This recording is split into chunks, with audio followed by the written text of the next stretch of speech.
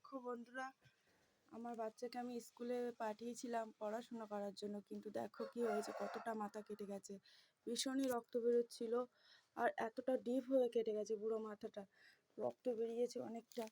তো আমার এইটুকু বলার যে আমরা স্কুলে পাঠাই বাচ্চা পড়াশুনো করার জন্য, কিন্তু সেখানে টিচাররা যদি ভালোভাবে না দেখাশুনো করে, টাকা দিয়ে পড়াবো যদি ভালোভাবে সেইভাবে বাচ্চা কাচ্চা না দেখে রাখে, তাহলে কার ভরসায় আমরা স্কুলে পাঠাবো বলো।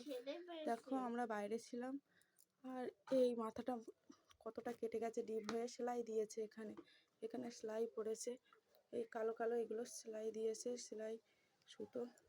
তো অনেকটা ডিপ হয়ে গেছে, মাথায় মেরো না। তো বাচ্চা কাচ্চা স্কুলে পাঠাই, এটা ওদের কর্তব্য না যে ওদের দেখে রাখা।